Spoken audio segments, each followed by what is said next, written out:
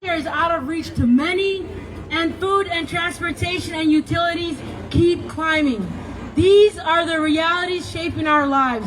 Yet, instead of confronting the cost of living crisis, we are seeing escalated ICE raids, door knocks, and intimidation aimed at immigrant, refugee, and working class families.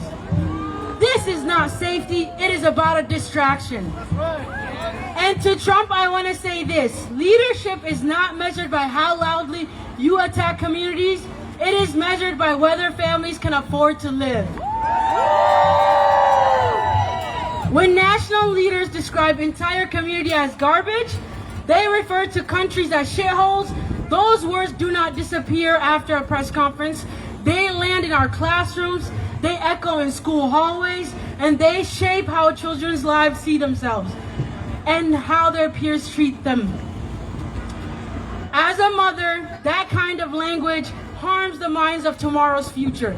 It teaches children who belong and who doesn't. It makes young people question their safety, their worth, and their place in our country. Not because of anything they have done, but because of who they are. As a mother, I refuse to accept that future.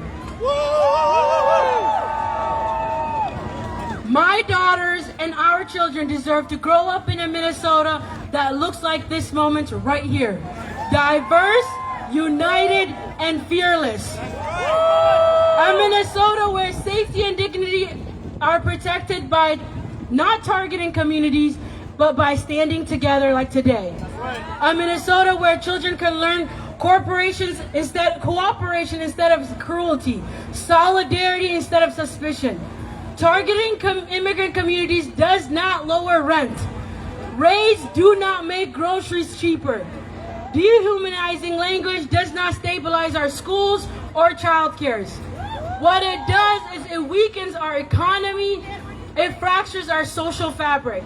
Immigrants and refugee communities are not a burden on Minnesota. Millionaires are. We are essentials to success.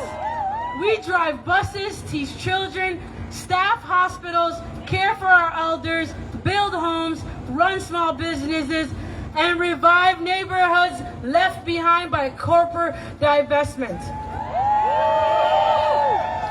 When ICE enforcements escalate, the damage is immediate. Workers disappear from job sites. Childcare and classrooms close. Healthcare shortages grow. Small businesses lose staff and customers. Local economies absorb shock. Not because of crime, but because of fear that has been weaponized, and we do not accept it. That is not leadership. That is an economic and social harm. Accountability must be individual. If someone commits wrongdoing, like our president, they should be held responsible as an individual. But scapegoating an entire community is not justice. It is a political strategy that shifts blame while working families pay the price. Across the state, communities are choosing courage over fear, like here right now. Mosques, churches, labor unions, educators, neighbors, leaders, and rapid response networks are standing together to protect our families. Challenge false narrative and model the Minnesota we want our children to inherit. And to my Somali community again, Iskashato Makufto. Those who stand together do not fall. And to everyone here today, thank you for showing my daughters and all of our children what real leadership looks like. We are here, we belong, and we do not fear. We do not allow fear or distraction or dehumanization to define our future. We are greater than fear because we stand together. Thank you, Amina. Thank you,